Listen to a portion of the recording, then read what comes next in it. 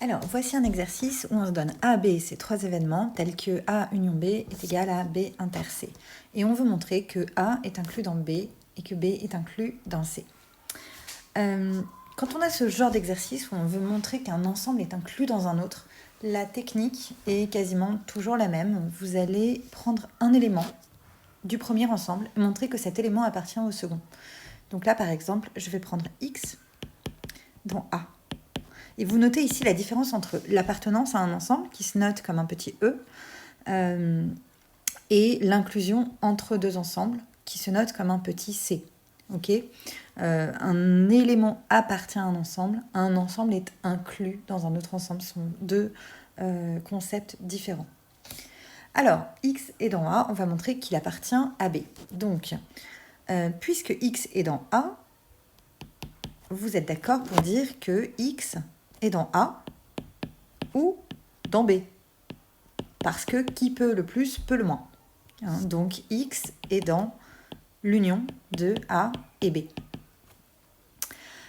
Par hypothèse, A union B, c'est égal à B inter C. Donc j'en déduis, ça implique que X appartient à B inter C. Et appartenir à l'intersection de B et C, c'est appartenir d'une part à B et d'autre part à C. Donc X appartient bien à B, entre autres. Et c'est ce qu'on voulait montrer. Conclusion, A est bien inclus dans B, puisque tout X de A est dans B. Deuxième partie, on va montrer maintenant que B est inclus dans C, donc exactement même technique.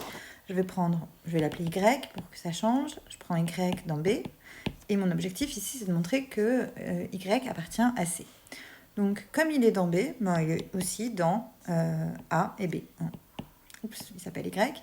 Y appartient à B ou Y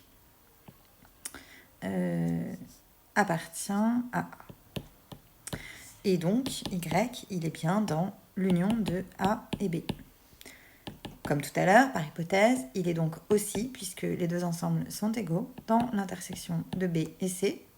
Et comme il est dans l'intersection de B et C, eh bien, il appartient à B, ça on le savait déjà, et il appartient aussi à C. Donc, il appartient entre autres à C. C'est la partie qui nous intéresse. On a bien montré que B était inclus dans C. Voilà, c'est QFD.